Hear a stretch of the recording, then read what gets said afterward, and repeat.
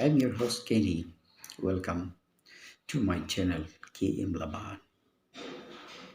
If you like my videos, please give a thumbs up and don't forget to share it. And to get this kind of videos in future, please subscribe my channel. So today I'm gonna present to you Pastor Stephen Burr, who is a very God-loving person, and his preaching is also very informative. And he is going to tell us about the great controversy between Jesus and Satan. So here.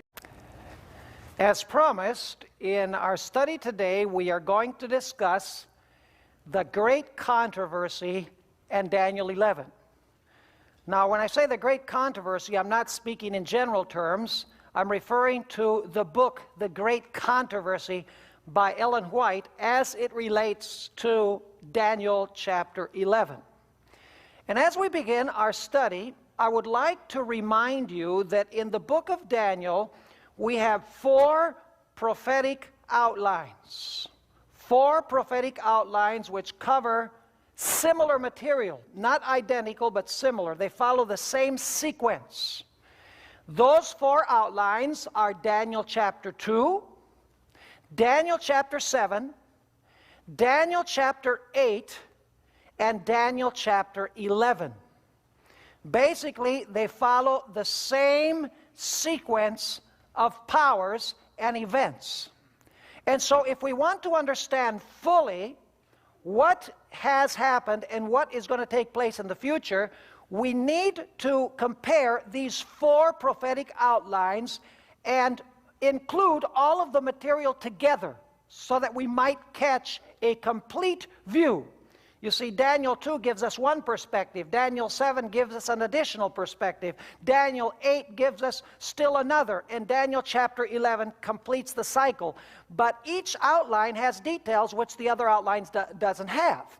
And so we need to study all four of them and then put all of the material together.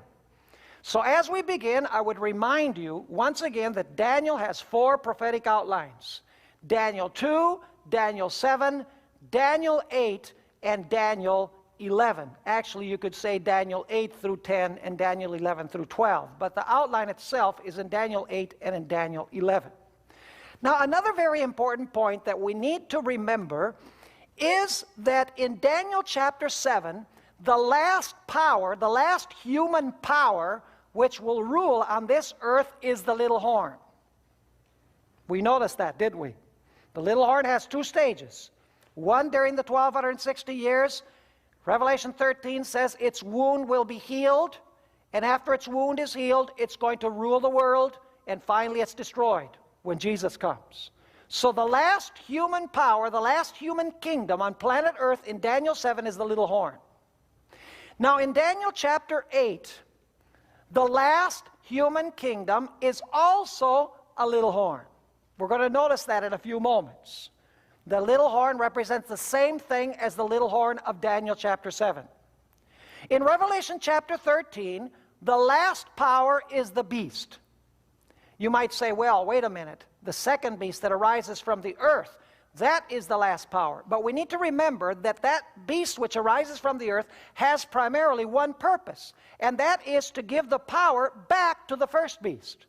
In other words, the second beast does not rule by itself. Its purpose is not to rule the world itself, but to use its clout to restore the power to the beast. Are you understanding what I'm saying? Everything that this second beast does, it does with reference to the first beast. It makes an image to the first beast. It enforces the mark of the first beast. It commands the whole world to worship the first beast. In other words, this second beast does not actually globally rule the world on its own, but it does it with the purpose of restoring the power to the first beast. Now, we've already noticed that this beast of Revelation 13 is the same as the little horn. Remember we studied that last night? They have the same characteristics. They persecute the saints. They speak blasphemies against the Most High. They rule during the same period of time. You remember we studied that? and so the beast is the last human power, according to Revelation 13. The little horn is the last human power, according to Daniel 8. The little horn is the last human power in the world, according to Daniel chapter 7. And if we add 2 Thessalonians chapter 2, we discover that the last power which will be destroyed at the coming of Christ is the man of sin. And we already noticed that the man of sin is parallel to the little horn and to the beast of Revelation chapter 13. So basically what I'm trying to underline here is that the last power on planet Earth, human power which will govern, will be which? The Roman Catholic papacy. That is the little horn. That is the beast. That is the man of sin, as we've studied. Now, once again, I emphasize that there are many wonderful, loving Roman Catholics in the Roman Catholic communion. I'm not saying that Roman Catholics are bad. What I'm saying is that this system is the Antichrist system of Bible prophecy. The hierarchy, in other words, the organizational structure as such, is the Antichrist, is the beast, is the little horn, is the little man of sin. And this is the last power which will rule on planet Earth in all of these prophecies. And of course, we could add the abomination of desolation in Matthew chapter 24, and we could add the harlot of Revelation 17 also, which we have not studied in this particular series. But I could show you that the abomination of desolation and the harlot also represent this same human system, which will rule at the very end of time. Now, in Daniel chapter 11, the very last power which will rule the world will be a power known as the King of the North. Now, who do you suppose that power would represent, the King of the North? Turkey? Come on. You say, how can it be Turkey? If in Daniel 7, it's the Roman Catholic papacy. In Daniel 8, it's the Roman Catholic papacy. In Revelation chapter 13, it's the Roman Catholic papacy. In 2 Thessalonians chapter 2, it's the Roman Catholic papacy, the last power that rules upon the world. Then let me ask you, what must be the King of the North, the last power which will rule this earth according to Daniel 11? How many last powers can you have? You have one last power. So the King of the North must be what? Must be the same power as the little horn, the beast, and the man of sin, following historicist principles, the historical flow method, as I choose to describe it. Now, I need to tell you a few things about Daniel chapter 8 through chapter 12, and we won't be able to go into this with a lot of detail. I've written actually a document titled, "What is the Little Book of Daniel 8 through 12?" And I show there that Daniel 8 through 12 is a unit in itself. In other words, Daniel 8 through 12 must be studied separately from the rest of the book. It's related to the rest of the book, but it is a book within a book, so to speak. And actually, everything in Daniel 8 through 12 is related to the 2300 days. Now, I'm going to describe Daniel chapter 8 very quickly, and then I want to go also to Daniel chapter 11 and show you that Daniel 11 is parallel to Daniel 8. In Daniel 8, you have two beasts. One of those beasts is a ram, and the ram has two horns. Have you ever read about that ram, which has two horns? Now, let me ask you, what does that ram represent? What kingdom does the ram represent? The chapter itself tells us. Daniel chapter 8 and verse 20 says that the ram represents the Medes and the Persians. Then after that, you have a he-goat. And the he-goat attacks the ram, breaks its horns, and the he-goat has a notable horn on its head, which is identified as its first king. Let me ask you, what does the he-goat represent in Daniel chapter 8? It's clearly identified in verse 21 of chapter 8. It says that the he-goat with the notable horn represents Greece, and the horn represents its first king. Now let me ask you, who was the first king? The first king of the Greek dynasty at this period of Greece was Alexander the Great. But then the great horn was broken, and out of the head of this beast, of this he-goat, rise 4 horns toward the 4 winds of heaven.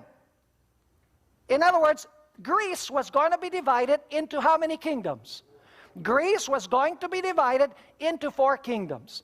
And then as you continue reading Daniel chapter 8, you discover that after Greece, with the horns, you have a little horn which rises and rules over the earth. Now, it's interesting. The little horn of Daniel chapter 8 represents both the period of pagan Rome and papal Rome. In other words, it's one symbol for both stages of Rome, because after all, it is Rome. Rome is Rome. Whether it's political Rome or ecclesiastical Rome, they are still Rome. They have the same capital, they use the same language, they use the same numeral system, and basically the Roman Catholic Church inherited the organizational structure of the Roman Empire, only they changed the names of the leaders of the empire. And so in Daniel chapter 8, you have a little horn, just like you have in Daniel chapter 7 after Greece. Are you following me so far? And then you'll notice in Daniel chapter 8 that this horn is doing all sorts of nasty things, just like the little horn in Daniel chapter 7. And then Daniel hears 2 angels that are speaking in heaven. And one says, how long is it going to be until this little horn is taken care of, until God does something about this little horn, who blasphemes the Most High, who tramples the saints of the Most High, does many of the things that the little horn of Daniel 7 did? How long is it going to be until this little horn is judged? And the answer comes, unto 2,300 days, and the sanctuary shall be what? And the sanctuary shall be cleansed, or the sanctuary shall be restored. Actually, it's talking about the judgment. In its context, it's speaking primarily of the judgment that God is going to perform against whom? Against the little horn for what the little horn has done. Now in Daniel 7, if we notice Daniel 7, we'll see that the little horn was brought before God's court immediately after saying that it blasphemed God, and it persecuted the saints of the Most High, and it thought it could change times and laws, and it governed for 1,260 years, for times, and the dividing of time. Then it speaks about Jesus coming in the clouds of heaven to the Father to begin the judgment. And it says that judgment was given in favor of the saints of the Most High and against the little horn. In Daniel 8, we have the same thing. The little horn does its nasty work, and then unto 2,300 days, and the judgment will begin to judge this little horn. And then the time comes when God's people are going to inherit the kingdom. But now there's something very interesting in Daniel chapter 8. Daniel chapter 8 is an incomplete chapter. Because even though Daniel hears these 2 angels speaking, and he hears unto 2,300 days, and the sanctuary shall be cleansed, actually, as we've studied previously, Daniel did not understand the meaning of the 2,300 days. He knew that the 2,300 days were actually what? Years. You see, he felt that God was going to extend the 70 years of captivity. He says, God said that we're going to be 70 years, and then the sanctuary is going to be restored. But now he's saying 2,300 days or 2,300 years and the sanctuary will be restored. He says, I can't understand the 70 years as they relate to the 2,300 years. And so in Daniel chapter 9, he begins praying to the Lord. He says, Lord, please give me understanding. Maybe our sins are so great. Maybe Israel has gone so far astray from you that you've decided that 70 years of punishment isn't enough. You've decided to extend the period to 2,300 years. And Daniel is praying to God. He says, don't delay. In chapter 9 and verse 19, he says, please, Lord, don't delay. And then, of course, Gabriel is sent back in Daniel chapter 9. And he says to Daniel, 70 weeks are cut off for your people and your holy city. Cut off from where? Cut off from the larger prophecy of the 2,300 years. In other words, the first 490 years of the prophecy of the 2300 days applies to the literal Jewish nation. And as we've studied, that period began when? From the going forth of the word to restore and build Jerusalem, which is 457 BC. And it takes us to what date? 34 AD, when Stephen was stoned. So the first segment of the 2300 days are the 490 years which are mentioned by Gabriel and explained by Gabriel in Daniel chapter 9. Let me ask you then, does Daniel 9 bear a very close relationship to Daniel chapter 8? Of course. You see, at the end of chapter 8, Daniel, when he hears about the 2300 days or years, you can read it in the last verse, verse 27 of chapter 8, he gets sick. The angel is not able even to finish the explanation of what 2300 days means. And so the explanation is suspended.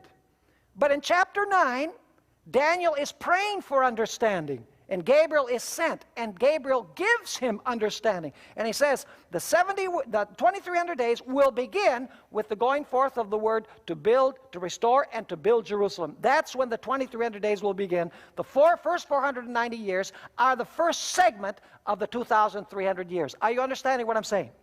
So Daniel 9 provides the beginning date for the 2,300 days of Daniel chapter 8. So is Daniel 9 related to Daniel 8? Most certainly, yes.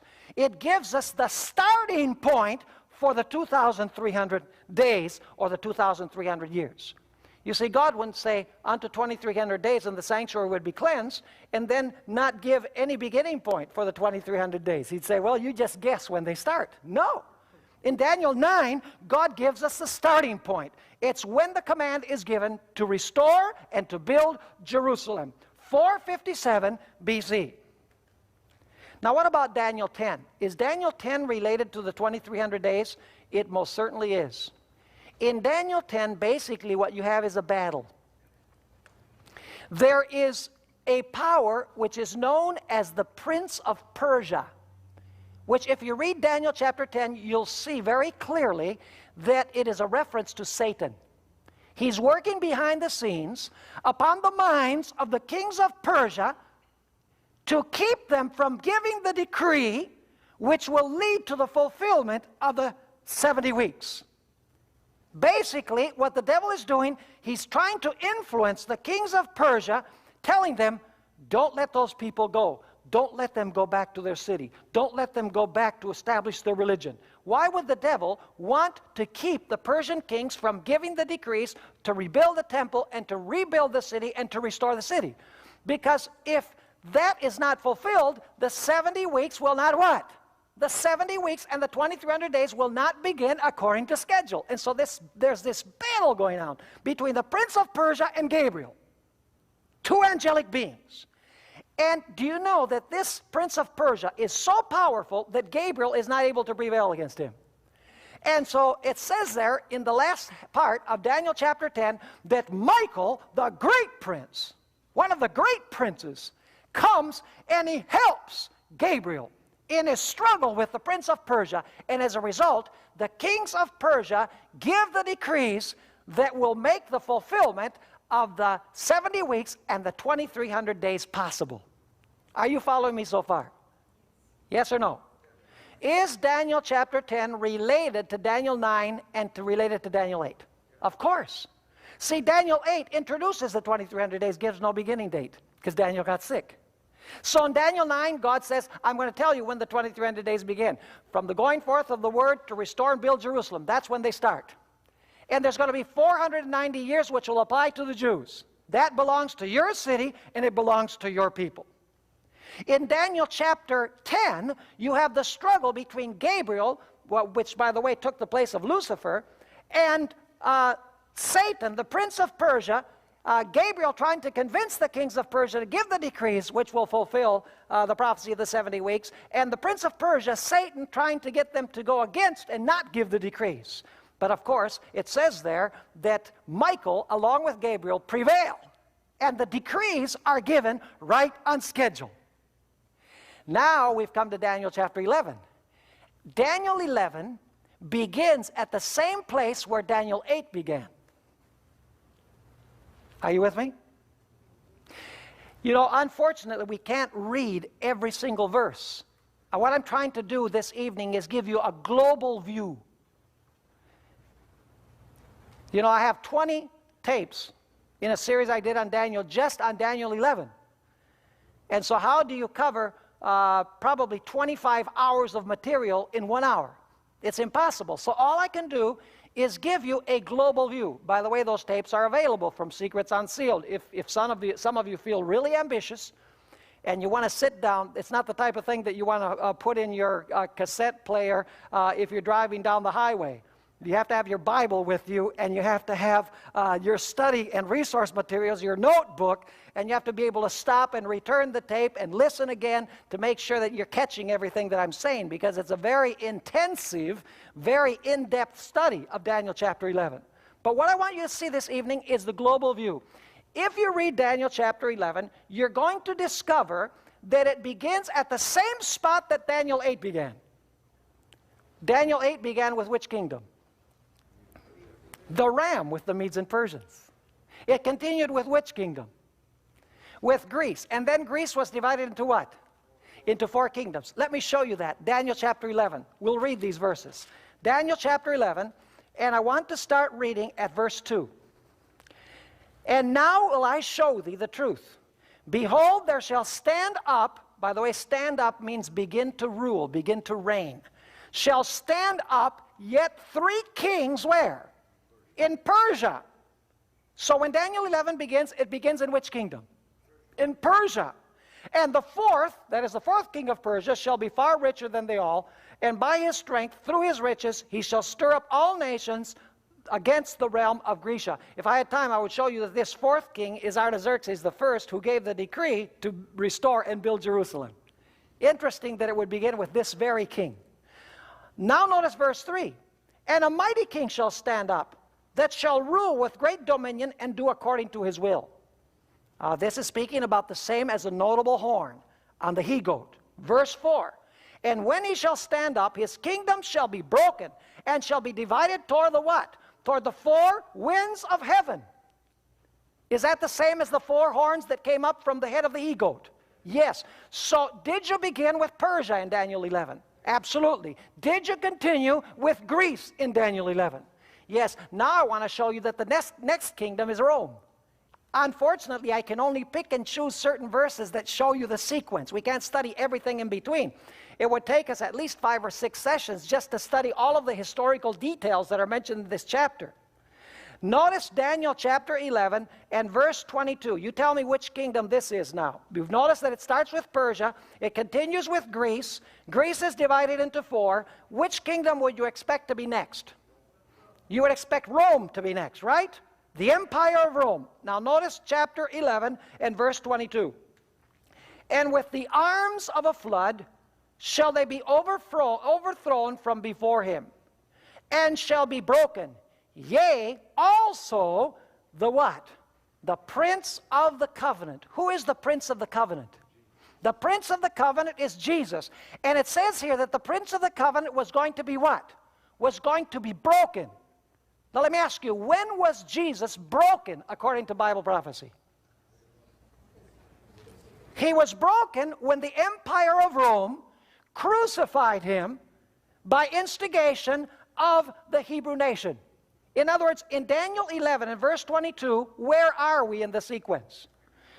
In the sequence, we are at Rome. Now, which would you expect the next stage to be? Let's just guess. What would be the next stage? Well, it must be papal Rome. During which period? During the 1260 years, correct? Now, let's go to Daniel chapter 11. Daniel chapter 11, and let's read starting, I wish we could go all the way from verse 30, because verse 30 actually begins this last power. It says in verse 36, and the king, the same as the little horn, same as the man of sin, same as the harlot, same as the abomination of desolation, same as the beast, only here he's called what? He's called the king. And the king shall do according to his will. And he shall exalt himself and magnify himself above every god. Where did we see that expression somewhere before? Do you remember that we studied that phrase? Where is it? It's in Daniel 7, but it's more specifically in another place. He shall exalt himself. He shall sit in the temple of God, showing himself that he is what? God. Where is that? 2 Thessalonians 2. In fact, the Apostle Paul, when he talks about the man of sin, is quoting this verse. Are you with me or not? Who is the man of sin? We've studied this. It's the papacy. So who must this power be? The same. And so it says, he shall do according to his will, and he shall exalt himself and magnify himself above every god, and shall speak what? Marvelous things against the God of gods. Is that what the little horn did? Yes or no? Of course. And shall prosper. Is that what happened to the little horn for 1260 years? Did things go well for him? Absolutely. Shall prosper. Till the indignation be accomplished. This is speaking about God's punishment. This is speaking about the pouring out of the 7 last plagues. Until the indignation be accomplished. For that is determined shall be done. Neither shall he regard the God of his fathers. That is the God of the fathers of the church. In other words, the apostles, the God of the apostles. Nor the desire of women. This is a reference to the practice of celibacy in the church. If I had time, I would go into that in more detail. It continues saying, for he shall magnify himself above all. Verse 38, but in his estate shall he honor the God of forces. The God of force. In other words, it's speaking about him joining the political systems, the secular powers of the world. And you can check this out in the tapes. I have a lot of information to show that the God of forces is the God of politics, the God of the secular, the civil systems of the world.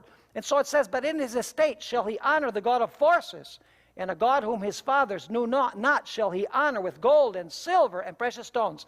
Same reference as in Revelation 17, where the harlot has these same things, and pleasant things. Verse 39, thus shall he do in the most strongholds with a strange God, whom he shall acknowledge and increase with glory, and he shall cause them to rule over many, and shall divide the land for gain. This is a reference to what the papacy did during the Middle Ages. They bought and they sold estates. They sold church offices and lands and bishoprics and so on. Now, what power are these verses describing?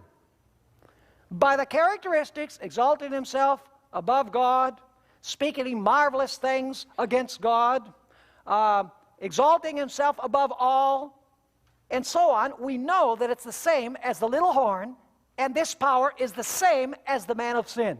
It's the last power which is going to rule the world. Are you with me so far? So where has Daniel 11 taken us? Has it taken us over the same ground as Daniel 8? Do you have Persia in both? Yes. Do you have Greece in both? Yes. Do you have Rome in both? Do you have papal Rome in both? Yes, you do. Now, allow me to make a short parenthesis here. Let me talk about Ellen White. Did you know that Ellen White never quotes a single verse or phrase in Daniel 11:40 to 45? That's interesting. Ellen White never quotes, she never even alludes to a single phrase in Daniel 11:40 to 45. And somebody says, well, then Ellen White must have been silent about the identity of the King of the North. My question is, was she really silent about the identity of the King of the North, who the King of the North represented, this last power, or did she have clearly in mind who this power was? Well, the fact is that Ellen White does not refer to Daniel 11 very frequently in her writings. She refers to Daniel 11 probably 3 or 4 times, and In 3 of these references, it's a very general statement about the prophecy of Daniel 11 almost being fulfilled. But there is one passage that Ellen White quotes from Daniel chapter 11. And I'd like to read that passage. It is found in Manuscript Releases, volume 13, page 394. She actually quotes Daniel 11, 30 to 36. Now notice what she says. We have no time to lose. Troublous times are before us. The world is stirred with the spirit of war. Soon, the scenes of trouble spoken of in the prophecies will take place. Now notice this. The prophecy in the 11th of Daniel has nearly reached its complete fulfillment. According to Ellen White, has Daniel 11 mostly been fulfilled already in her day when she wrote this? Yes, because she says the prophecy of the 11th of Daniel has nearly reached its complete fulfillment. In other words, we are in the final stages of the fulfillment of Daniel 11. Do you think that might be verses 40 to 45? I don't think so. I know so. She continues saying, listen to this, much of the history that has taken place in the fulfillment of this prophecy, are there some things from this prophecy that have already been fulfilled, according to her? Yes. She says, much of the history that has taken place in the fulfillment of this prophecy will be repeated. So many of the scenes that took place in the past are going to be what? Are going to be repeated. Now, which parts are going to be repeated? Well, notice that she says this.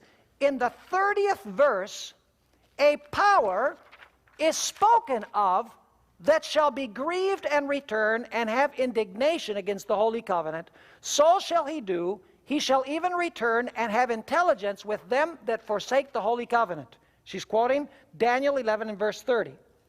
And then she quotes Daniel 11, 31 to 36. I'm not going to read the whole passage, but she's actually quoting Daniel 11, 30 to 36. Let me ask you, according to Ellen White, have these scenes already been fulfilled in this passage? Yes or no? Being that that was a very weak yes, I will read it again. She says, much of the history that has taken place in the fulfillment of this prophecy will be repeated. In the 30th verse, a power is spoken of that shall be grieved and return and have indignation against the holy covenant. So shall he do. He shall even return and have intelligence with them that forsake the holy covenant. And then she quotes Daniel chapter 11, verses 31 to 36. Then she says this, scenes similar to those described in these words will take place. Have these things been fulfilled already in the mind of Ellen White? In the past? Yes. Does she say that many of these scenes will be repeated? Yes. I'm going to explain in a minute why. She then says this, we see evidence that Satan is fast obtaining the control of human minds who have not the fear of God before them. Let all read and understand the prophecies of this book, for we are now entering upon the time of trouble spoken of. And then she quotes Daniel chapter 12 and verses 1 to 4. So for her, Daniel 12, 1 to 4 is future, whereas Daniel 11, verses 30 to 36 are in the what? In the past. Now, when she says that Daniel 11, 30 to 36 is in the past, is she talking about the past history of the Medes and Persians? Do you think? No, because that's in Daniel 11, where? Verse 2. Is she talking about the history of Greece? Is she? No, that's in verses 3 and 4. Is she talking about the history of the Empire of Rome? No, that's in verse 22. She's quoting verses 30 to 36. What power is being spoken of in verses 30 to 36? It's the last power that governed during the 1260 years, because you have Persia, Greece, the Empire of Rome, which broke the Prince of the Covenant, and then you have starting with verse 30, this power that ruled during the 1260 years, who is described like the man of sin and is described like the little horn. Raise your hand if you're understanding what I'm saying. That was weak. But I'll forgive you. It's been a long day. Now you say, why does Ellen White say that these scenes will be repeated? It's very simple. It's not that the verses are going to be repeated. The scenes that took place in the past are going to be similar to what's going to take place in the future. Do you know why? Because the power that did all of these things in the past is going to resurrect from its wound, and it's going to rule again. Are you with me? In other words, Daniel 11, 30 to 39 is not going to be fulfilled again. What's going to happen is because the same power that ruled during that period is going to resurrect once again from the deadly wound that it received. It is going to behave the way that it did at that time in Europe, only at the end of time it's going to be on a global scale. Are you understanding me? Yes. Good. Now, we need to go to Daniel chapter 12 and verse 1. Ellen White does not quote any verse from Daniel 11:40 to 45. So some people say Ellen White didn't have anything to say about Daniel 11:40 to 45. Not so fast. Does Ellen White understand which power is being spoken of in the verses before Daniel 11 verse 40? Does she know what power it's talking about? Yes. Now we need to go to Daniel 12 and verse 1, which comes after the verses that she doesn't quote. See, we studied the verses before. She identifies that as the period of papal power. She skips Daniel 11:40 to 45. Doesn't say anything about those verses, but then we need to ask, does she have anything to say about Daniel 12 and verse 1? And the answer is yes. She has several quotations of Daniel 12 and verse 1. First of all, let's read Daniel 12 and verse 1. It says there, and there are 3 points that I want us to notice from this verse, and at that time shall Michael stand up. What does the expression "at that time" indicate? Is there any connection with the previous verse?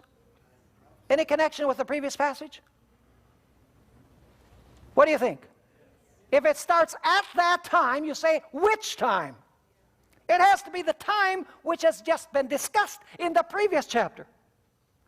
At that time, Michael shall stand up. That's the first event that I want you to notice. At that time, Michael shall stand up.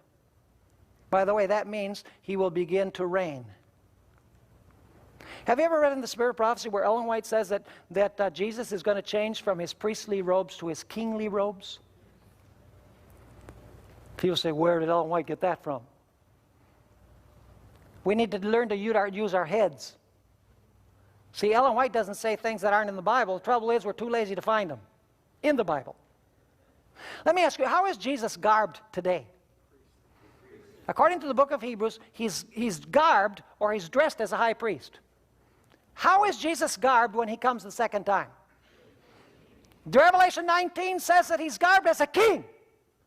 Now, if now he's garbed as a priest, and when he comes he's garbed as a king, he must have changed at some point. And he begins to rule when probation closes. Is that when Jesus begins to reign? When probation closes? Yes. And so it says, at that time Michael shall stand up, the great prince which standeth for the children of thy people. And there shall be, here's the second point, there shall be a time of trouble such as never was since there was a nation, even to that same time. Is there a sequence in this verse? Michael stands up, begins to rule, then what comes after that? After that comes a what? A time of trouble. And then notice it says, at that time, which time? At the conclusion of the what? No. At the end of the what? Of the time of trouble. It's just talked about the time of trouble. It says, at that time, at the time of trouble, what will happen? Thy people shall be what? Delivered. The question is, delivered from whom? Delivered from this last power. We're going to notice it in a minute. At that time, thy people shall be delivered. Everyone that shall be found what? Everyone that shall be found written in the book. Do you see a sequence here? There's three events in Daniel 12 and verse 1. First event, Michael stands up. Which, by the way, in Daniel 11 verse 2, it says 3 kings will yet stand up in Persia. That means that 3 kings will still rule in Persia. So stand up means to rule. Daniel 11 itself explains it. So the first event in Daniel 12 and verse 1 is that Jesus will begin to what? To rule. And then when he stands up to rule, what is going to take place? The time of trouble. And when the time of trouble is transpiring, what is going to happen? God's people will eventually be what? Delivered from the time of trouble and from their enemies. Everyone who is found what? Written in the book. Is this clear in your mind? Now, we need to relate Daniel 12 and verse 1 with Daniel 11, 40 to 44 and 45. I'm going to do a little parallel now. Daniel 11, verse 44. It says here, and we're going to come back to this in a moment. It says, but tidings out of the east and out of the north shall trouble him. In other words, it's going to trouble. There's going to be some news from the north and from the east that is going to trouble the king of the north, this last power. And what is he going to do as a result? Therefore, he shall go forth with what? With great fury. What is it that gives him great fury? The tidings from the north and from the east trouble him. They shake him up. That's a good translation. They shake him up. And he goes out as a result with great fury to destroy and utterly make away many. By the way, that's parallel in Daniel chapter 12 and verse 1 with the standing up of Michael. Verse 45. And he shall plant the tabernacles of his palace between the seas. And actually the King James has a bad translation. It is between the seas and the glorious holy mountain. The glorious holy mountain is what? Zion. And what city is there? Jerusalem. And by the way, this word seas here is a poetic plural which refers to the Mediterranean. The Mediterranean is referred to in the poetic portions of the Old Testament with the plural seas, because big seas were not spoken of as sea but as seas. In other words, this power is going to set up the tents of his palace between the Mediterranean and Jerusalem. You say, well, that sounds pretty literal. Do you actually think that this battle is going to take place in the Middle East? What is Jerusalem today? Where is Jerusalem today, according to what we've studied? Who is Israel today? Israel is what? Worldwide. What is Babylon, who wants to destroy Israel? It's a worldwide system. So this valley between the seas and the holy, glorious mountain, is that a literal place? No. It's referring to the wicked in the world gathering against God's righteous people where? Everywhere in the world where they're found. And why does he set the tents of his palace there? Because he wants to what? He's filled with fury and he wants to what? He wants to destroy God's people. That is parallel to the time of trouble of Daniel 12 and verse 1. Are you following me or not? But then it says, in verse 45, he shall plant the tabernacles of his palace between the seas and the glorious holy mountain. Yet he shall come to his end, and none shall help him. That is parallel to the part in Daniel 12 verse 1 where it says, at that time your people shall be delivered, everyone who is found written in the book. Are you following me? So Daniel 12 and verse 1 is actually describing the 3 stages or 3 events of Daniel 11 verses 44 and 45. Daniel 11:44 first of all says that tidings from the east and the north will trouble him, and he will go out to what? To destroy God's people. And when he goes out to destroy God's people, at that time, what is Jesus going to do? Jesus is going to stand up in favor of his people, it says here in Daniel chapter 12 and verse 1. Then it says that the king of the north plants the tents of his palace between the seas and the glorious holy mountain. In other words, he surrounds spiritual Israel to what? With the intention of destroying it. And that is parallel to the time of trouble such as never has been seen of Daniel 12 and verse 1. And in Daniel 11:45, where it says that the king of the north comes to his end with none to help him, is parallel in Daniel chapter 12 and verse 1, where it says God's people will be what? Will be delivered from his power. Everyone who is found what? Everyone who is found written in the book. Now we need to go back to Ellen White. So far, so good? Now we need to go back to Ellen White. Because I said that Ellen White does quote Daniel 12 and verse 1. Is she clear about Daniel 11:30 to 39? Yes, that's the period of the first period of papal supremacy.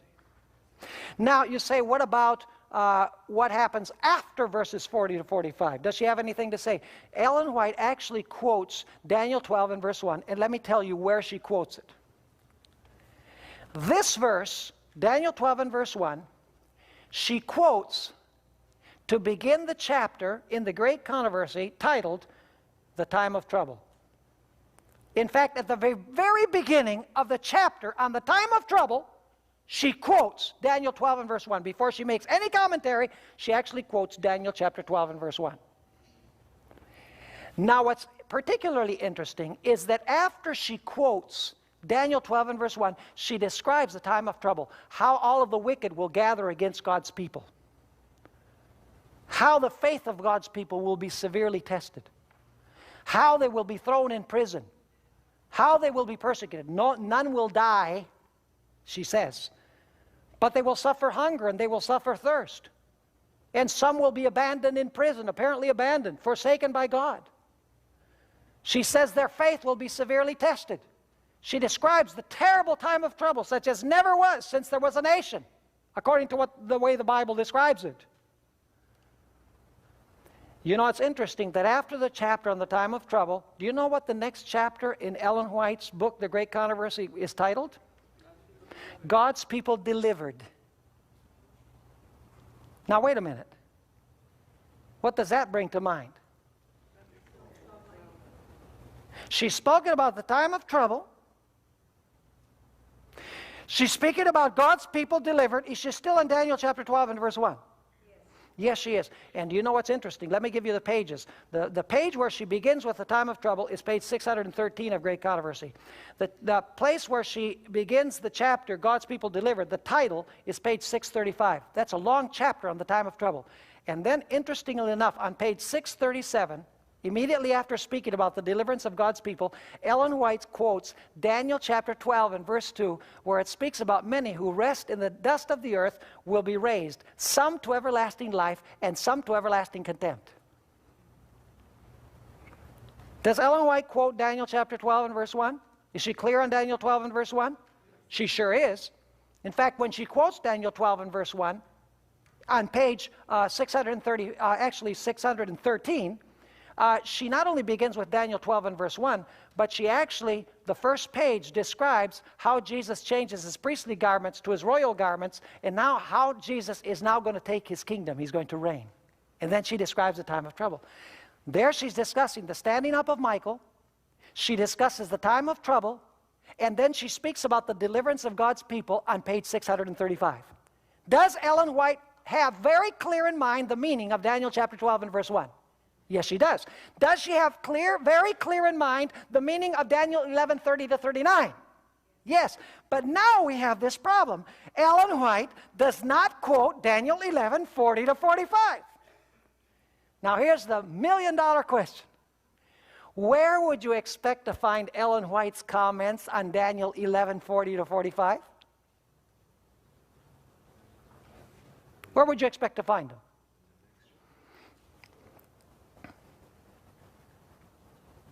Hello?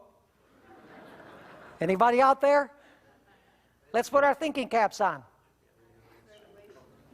Next chapter after which one? Why would she put that? That would reverse the order.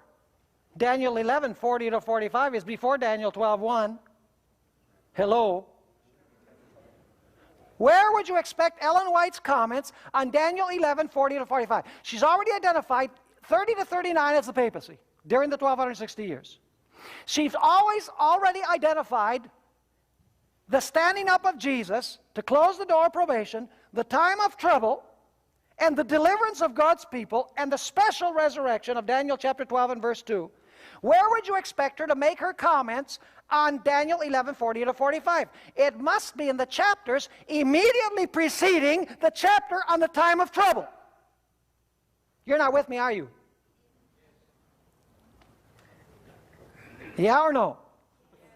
Well, let me repeat it again. If she's commenting Daniel 12 and verse 1, in Great Controversy, page 613, that whole chapter that begins on page 613, that's 12:1. But she doesn't say anything apparently on Daniel 11:40 to 45. Where would you expect her to find her comments on Daniel 11:40 to 45?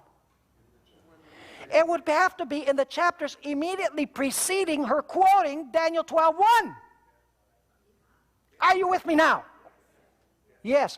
And the question is, what do you find in Ellen White's book, The Great Controversy, before Daniel chapter 12 and verse 1? Before I answer that question, there are two things that I want to cover.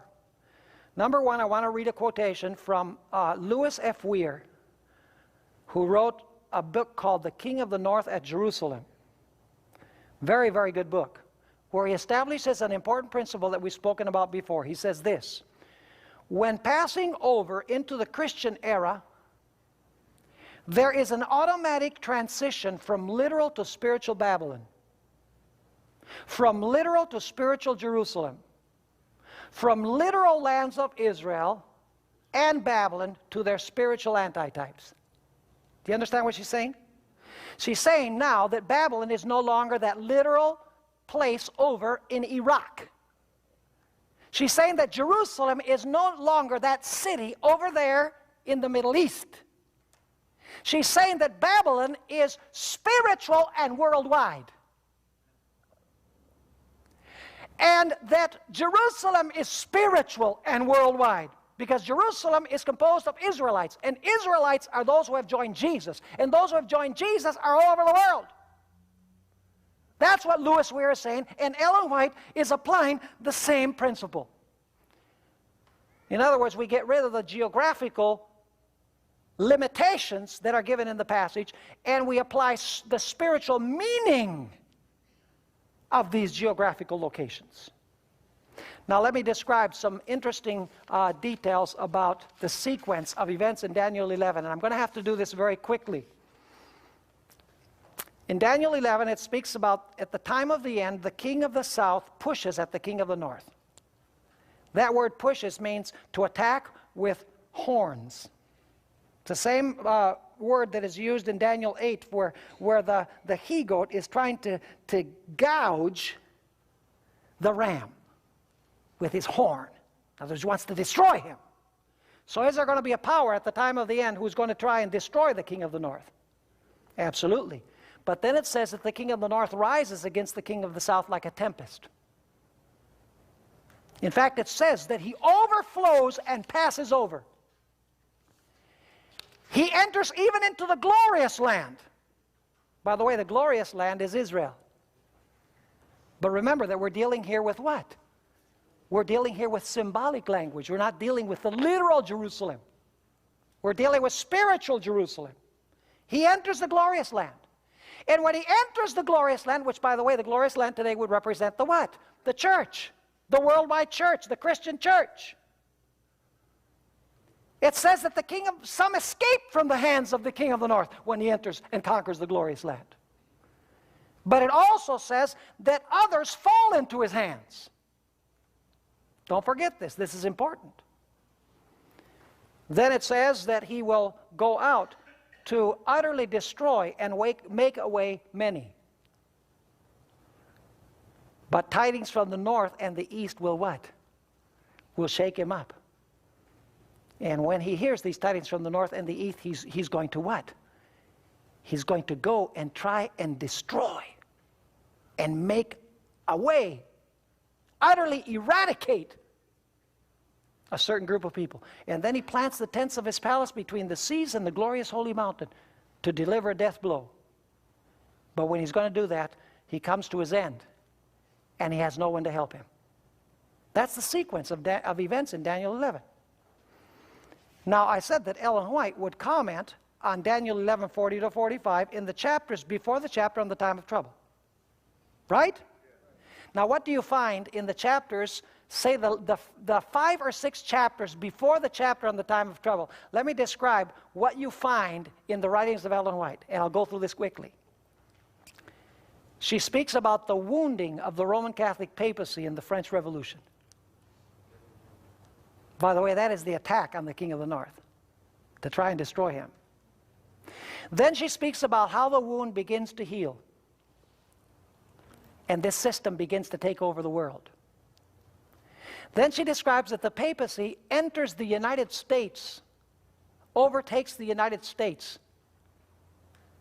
particularly Protestantism as represented in the United States. That's the entering the glorious land, by the way. Then she describes how the papacy ascends to global power, and how when crunch time comes, many who have been in the remnant church will be overcome by this system and will abandon the remnant church. But she says that many will escape from the hand of this power and join God's remnant people. That's what's being described in Daniel 11.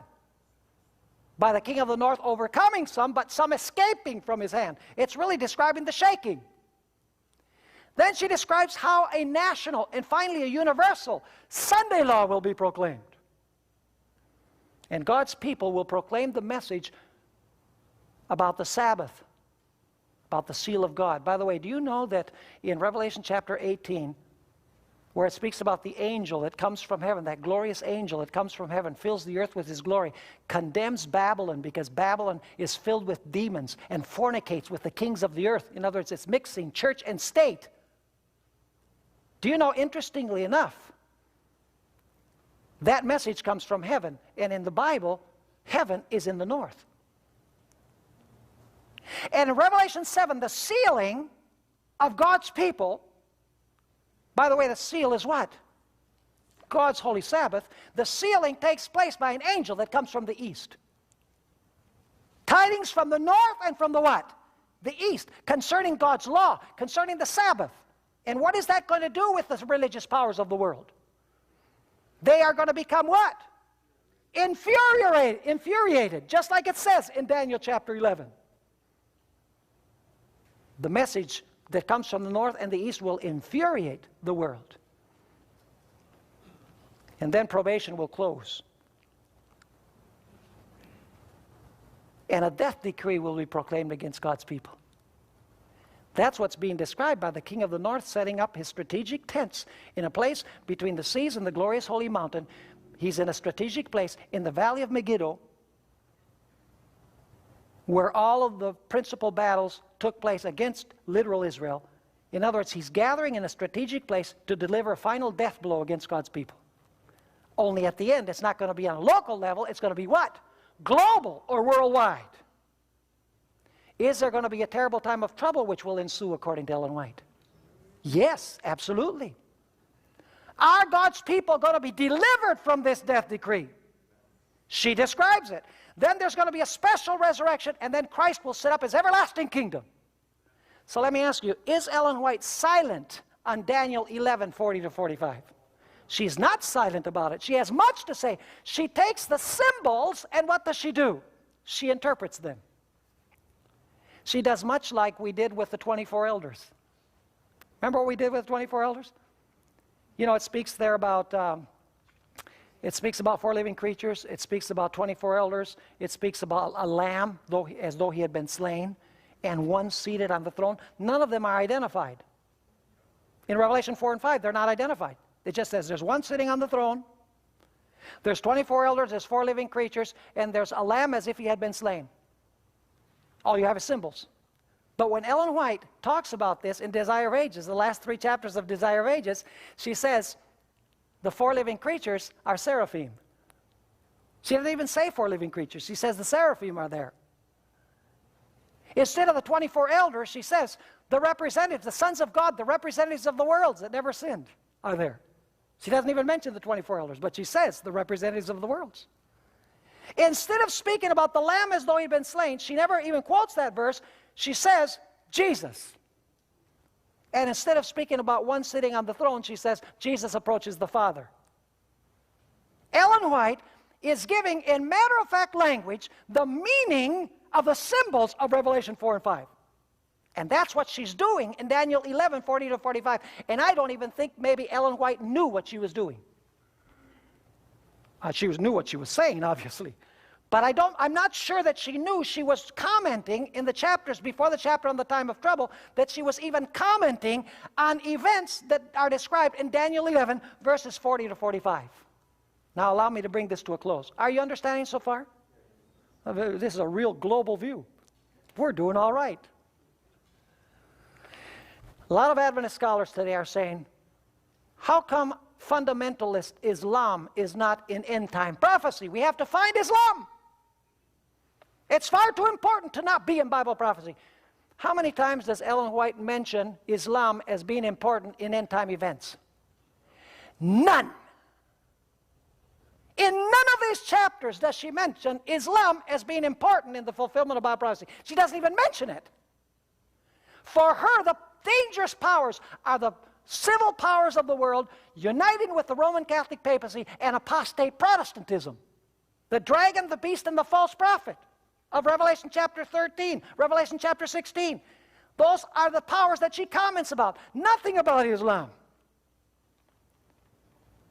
So why do futurists today believe that the king of the south are the Arabs and the king of the north is Russia?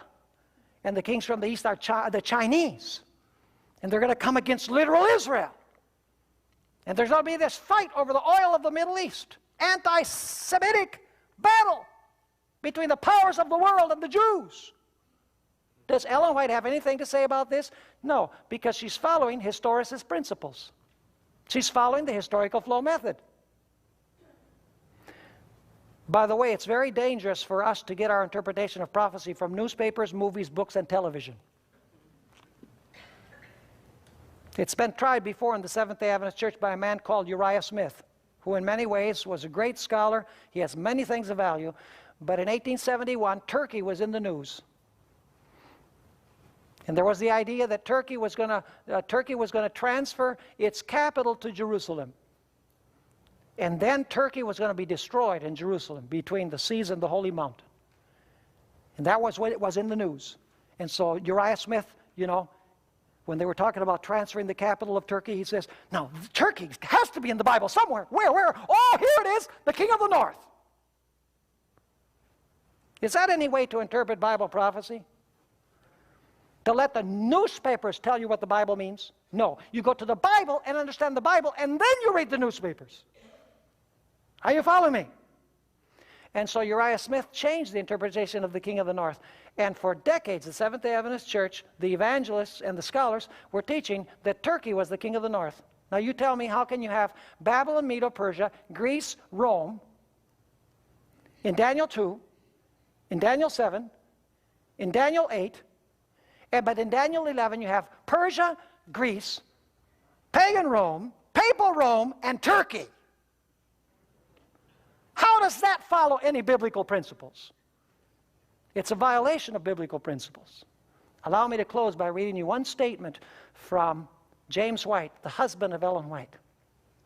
He says this: if the feet and 10 toes of the metallic image are Roman, if the beast with the 10 horns that was given to the burning of the flames of the great day be the Roman beast, if the little horn which stood up against the Prince of Princes be Rome, and if the same field and distance are covered by these 4 prophetic chains, then the last power of the 11th chapter, which is to come to his end and none shall help him, is Rome. Are you catching this logic? But if this be Turkey, as some teach, then the toes of the image of the 2nd chapter are Turkish. The beast with the 10 horns of the 7th chapter represents Turkey. And it was Turkey that stood up against the Prince of Princes in the 8th chapter of Daniel. The dangerous powers in this world, folks, are when the kings of the earth allow the Roman Catholic papacy to ascend to power again, aided by the United States of America, the very country that God chose to separate church and state. The very country that incorporated into its Bill of Rights in the amendments of the Constitution that Congress shall establish no law, shall make no law, respecting an establishment of religion or prohibiting the free exercise thereof. The character of the United States is going to change when it caters to the papacy. And then God's people who speak out will be marked. That is reality. And even in the Adventist Church, many are trying to change this view. May God help us to proclaim the correct view, because there are many sincere people that are hungry and thirsting for the truth, and they need to know it. Let us pray. Father in heaven, we thank you for what we've been able to study this evening. We ask, Lord, that you will give us the opportunities and help us keep our eyes open to looking for chances to witness to people about these great things from your word. We thank you for having been with us in this series, and we ask that you will bless us as we return to our homes. We pray these things in the precious name of Jesus. Amen.